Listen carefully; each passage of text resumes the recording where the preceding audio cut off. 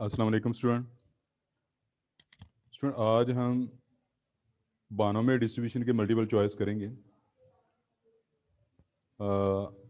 बानोमियल distribution में सबसे पहले जो हमारा एमसीक्यू है वो है अ बर्नौली ट्रायल हैज़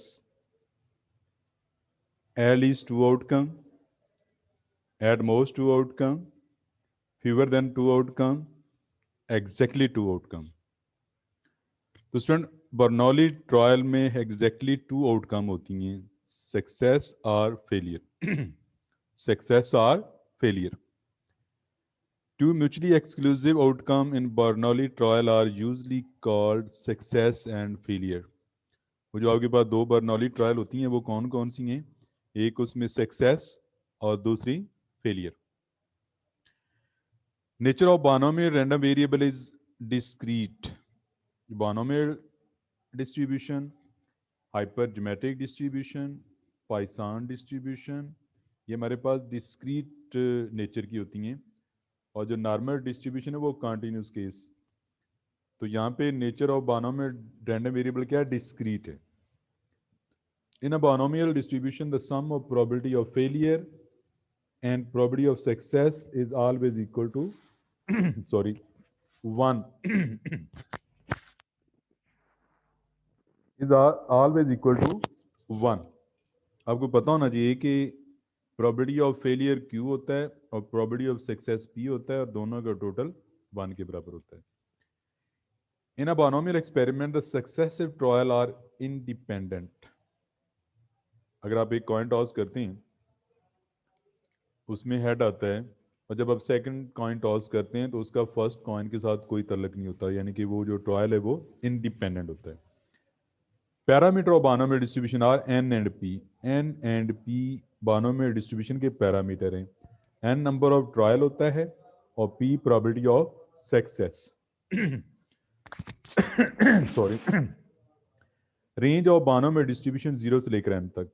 जो बानोमियल डिस्ट्रीब्यूशन है उसमें इसकी रेंज क्या है? x की वैल्यू 0, 1, 2 अप टू n तक।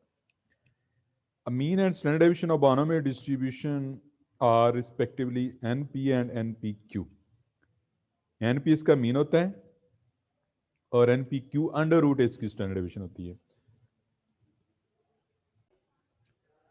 तो स्टूडेंट इसका मीन np और standard deviation npq under root. और अगर यहाँ पे वो मीन और वेरिएंस पूछता है, फिर np मीन है और npq इसका वेरिएंस है।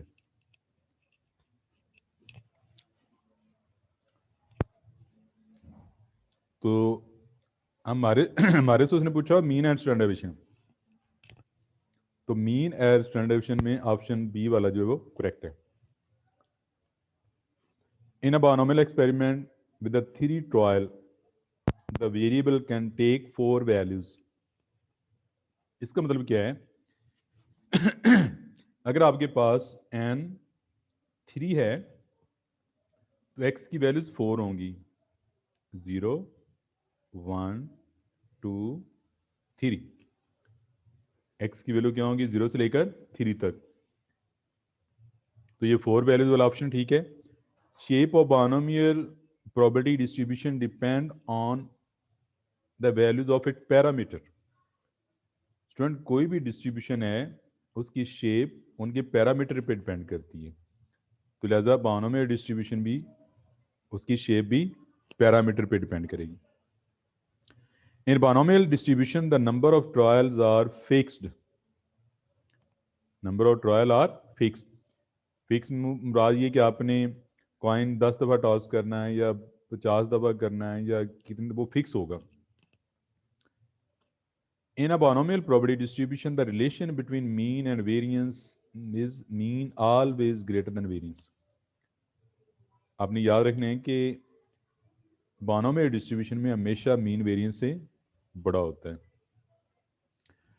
अगर सुनिए यहाँ पे आपको इसका मैं कंसेप्ट बताना चाहूँ तो मीन आपके पास जो होता है वो होता है NP, और जो वेरिएंस होता है वो होता है NP।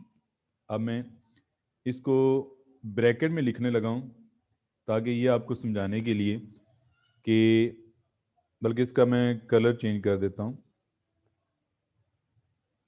यहाँ पे एन पी क्यू,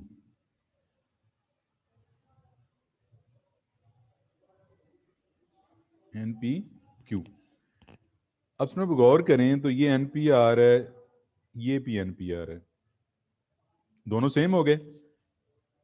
यहाँ पे ये क्यू जो है ये होता है probability of failure, probability of failure, और प्रोबेबिलिटी आपको पता है 1 से लेस होती है, या ज़्यादा 1 के बराबर हो सकती है, अदरवाइज 1 से क्या होगी, लेस होगी। तो जब ये 1 से लेस होगी तो ये क्यू की वैल्यू जब इससे मल्टीप्लाई होती है तो इसको कम कर देती है। वैसे भी आपने याद रखना 0 और 1 के दरमियान जो वैल्यू होती हैं वो जिस भी क्वांटिटी से मल्टीप्लाई करते हैं उसको कम कर देती हैं। तो एक ये इसके पीछे रीज़न है।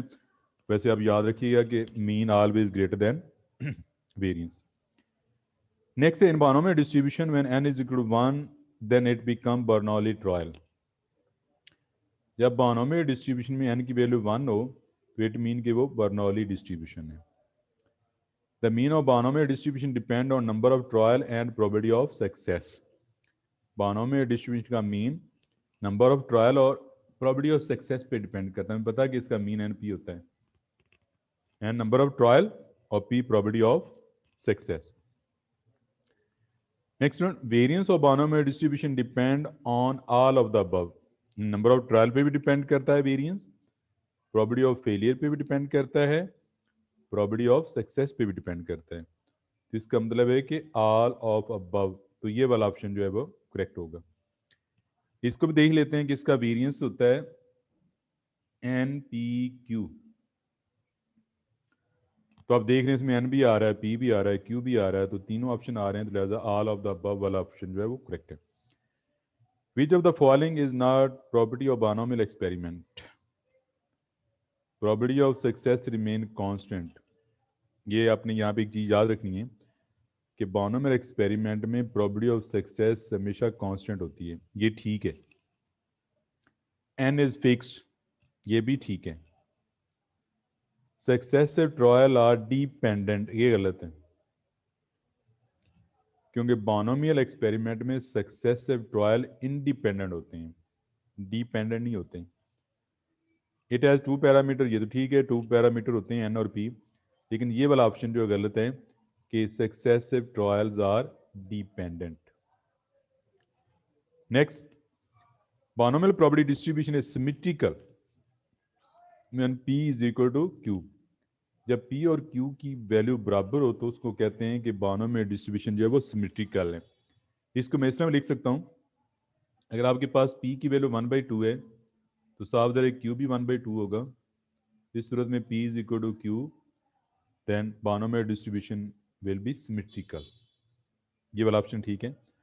In binomial distribution the binomial distribution negatively skewed when p greater than 1/2 and positively skewed when p less than 1/2, when p less than 1/2।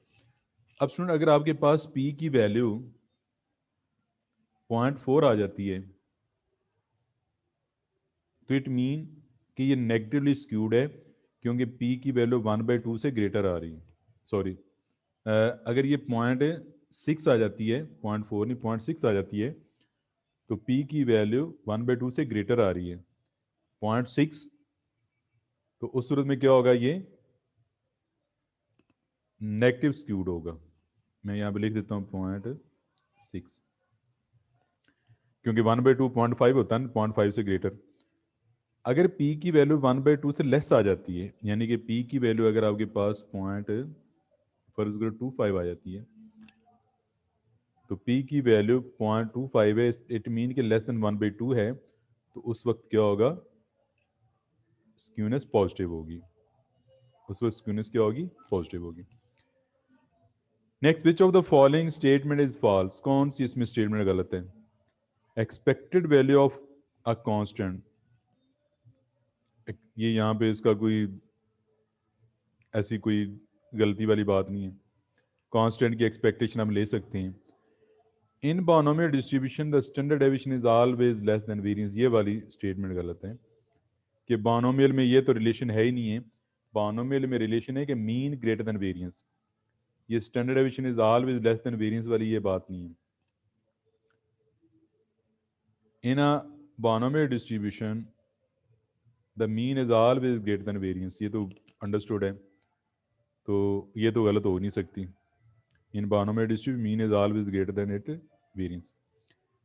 In a binomial experiment probability of success remain constant from trial to trial, ये तो ठीक है, probability of success constant रहती है from trial to trial, तो ये एक B वाला ऑप्शन जो है वो इनकरेक्ट है। तो आज इतने मल्टीपल चॉइस, इंशाल्लाह कल नेक्स्ट करेंगे। थैंक यू, अल्लाह हाफिज़।